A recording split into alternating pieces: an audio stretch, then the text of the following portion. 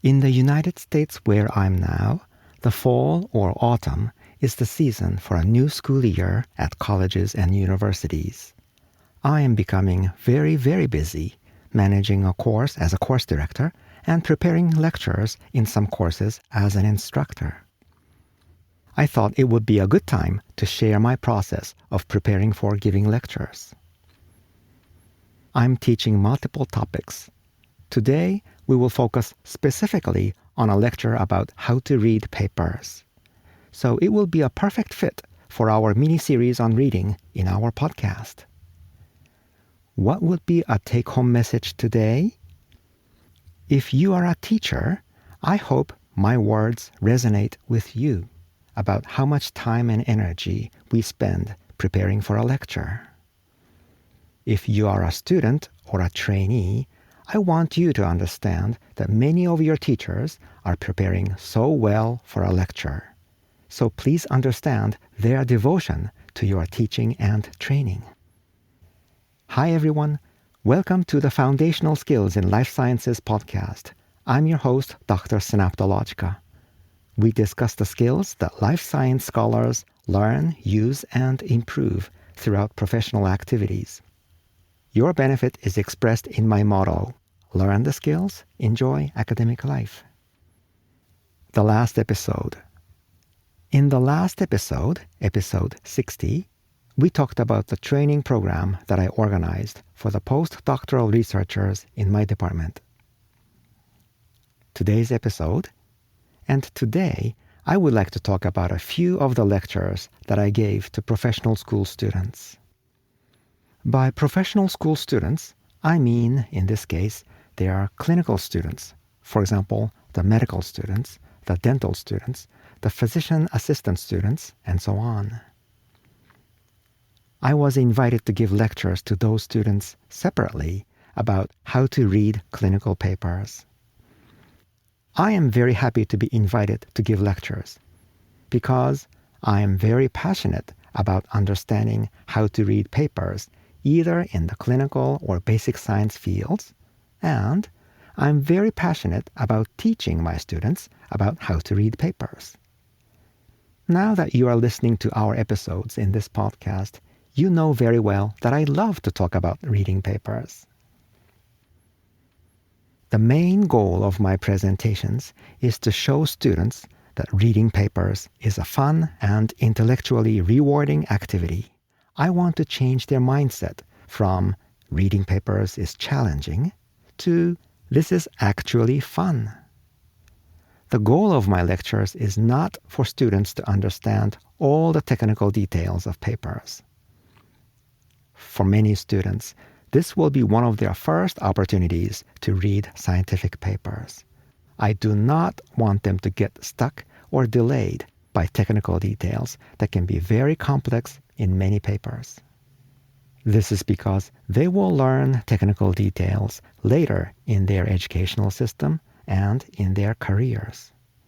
Instead, my presentations are designed to be a gentle introduction to reading. My presentations are focused on lowering the barrier to entry. Yes, the content of life science papers, either in clinical or basic science fields, will be challenging for beginning readers to understand. But that is the reason why I want to be there to help. It will be better for the students to have me as a reading assistant in their early experience than to read challenging papers later alone without me. I will try achieving this main goal of the students to enjoy reading, and I'm doing it by showing them two things.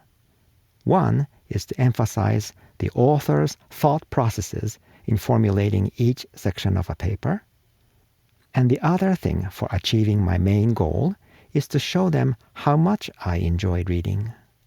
If I enjoy it, I hope they will start enjoying it too. Basically, I want to make my lecture as close as possible to some activities like a journal club. There, we can talk in a very interactive manner.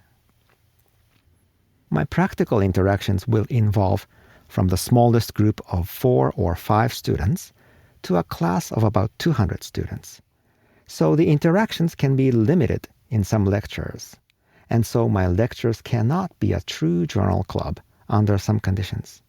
But at the very least, I'm trying to model my lectures with many questions and answers. The first part of my lectures. There are two parts to my lectures, usually. The first part is a general introduction to the general organization of a paper. I will talk about what type of sections are present in a typical paper and how those paper sections are organized. For example, the title contains some keywords of the paper. The abstract contains 8 structural components, and the introduction section expands the 3 of the 8 structural components of the abstract. That is, the background, the known, and the unknown components, and so on. Do these ring a bell with you? Yes, these are the topics that we have been discussing in our episodes. In fact, my podcast forms the basis of some of my lectures. When I prepare my episodes, it gives me creative ideas about how to teach and how to talk about how to read papers. I'm not copying my episodes into lectures, but there's no wonder why my episodes and my lectures are similar in this first part of my talk. In the first part, I will cover the important aspects of reading, so that the students can apply them to reading any primary research paper in any life science field. The second part of my lectures. In the second part of my lectures, we will apply what we learned in the first part to one example paper, and we will read the paper deep. Practical question. Now, there's a practical question. How do I help the students understand the content of a paper? How do I show that I enjoy reading? I do these by showing how I retrieve what the authors wanted to say through reading the main text, the figures, and the tables. In other words, I want the students to understand the author's intention behind each paragraph and each sentence, and the author's intentions behind each figure panel and each table. Does this sound familiar to you? Yes. Again, this is what we are doing in our episodes in this podcast.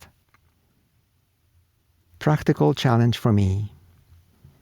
There is one big challenge for me in preparing the second part of the talk. The challenge is to choose the right paper for reading for the lecture. This is because if my paper selection is not done right, the second part of my talk will not be interesting to the students. If the paper is outside the interest of the students, then the students will not be engaged well. If the paper is too easy, some students could feel bored. And if the paper is too difficult, many students could feel that such a paper might not be necessary for them. So here's what I usually do. After being invited by a course director to give a lecture, I will happily accept it. If I gave a lecture in the same course before, say 1 year before, then most likely I will choose the same paper as the last year's teaching material. It is easy in this case. I will update some of my comments in the slides. I might reorganize the order of slide presentations and so on, based on the feedback from the students before. But if I decide to choose a different paper in the same course, or if this is a new lecture in another course, then I will spend very much time choosing the right paper to read together with the students. How much time do I spend? I would spend maybe a few weeks choosing the right one. For choosing the right paper, the paper needs to satisfy at least the following 5 points. I already mentioned the first 3 points. 1. The paper should be in a field that the students would be interested in. If the paper is outside the interest of the students, then they might not be engaged well. 2. The paper should not be too easy for students.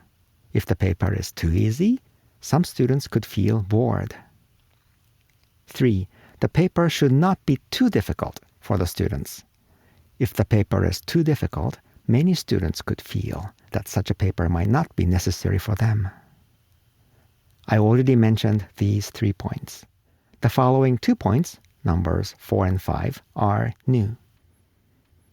Number 4, the paper should have a content that I can understand.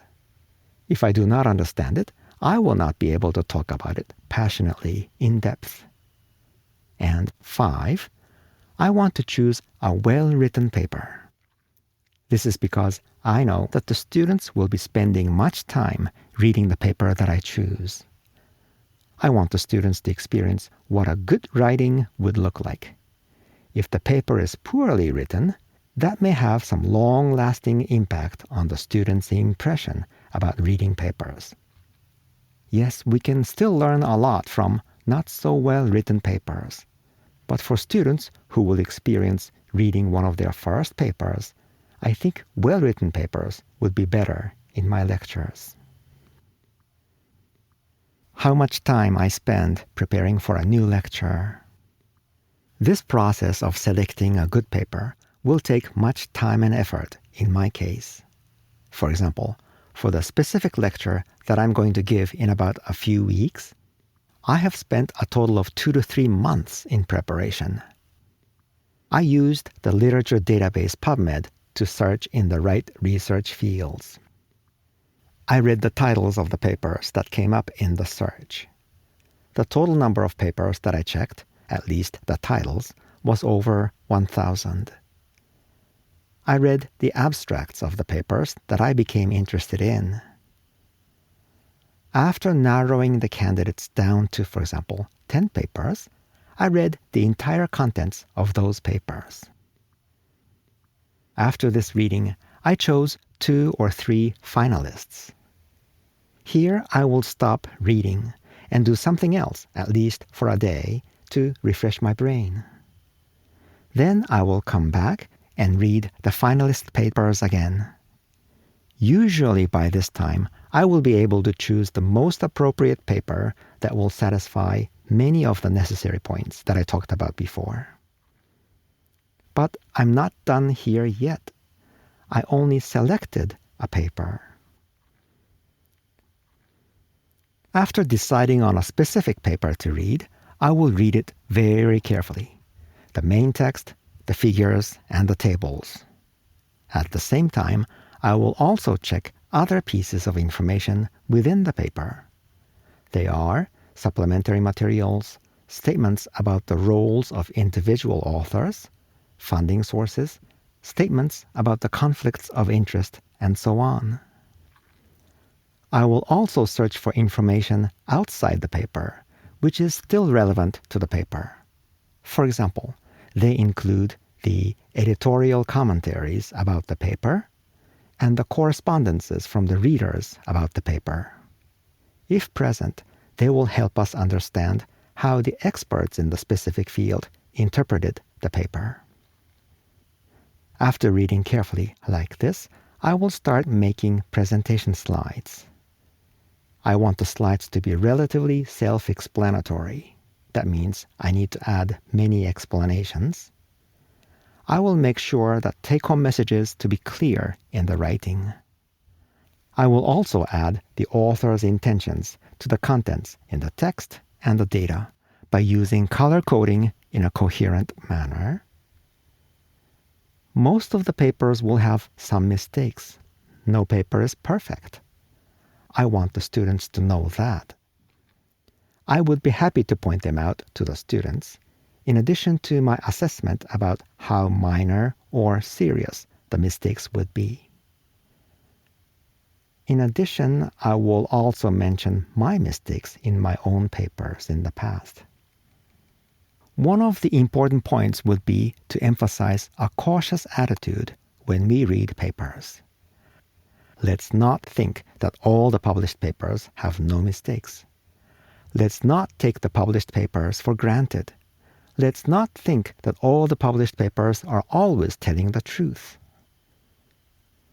These preparations will usually take a total of 2 to 3 months for a new lecture. Of course, I will be doing something else all the time, but overall, it'll take me much time. My main message today is that sometimes it will take us teachers so much time to prepare just for one lecture. As I said at the beginning of today's episode, if you are a teacher, you will understand these efforts. If you are a student or a trainee, it would be great if you understand that many of your teachers or instructors are preparing so well for a lecture. So please understand their devotion to your teaching and training. Your action. What do you think of my main message today? If you are a teacher, are you spending much time and energy in preparing for a lecture that you love? If you are a student or a trainee, do you feel the passion of your teachers? If so, what are the teachers' good signs for you? And if not, what are the teachers' bad signs for you? I would like to hear from you. Please send me an email. My email address is ideas@synaptologica.com. Thank you for joining me in today's episode of Foundational Skills in Life Sciences. I'm Dr. Synaptologica. I'll see you soon. Bye for now.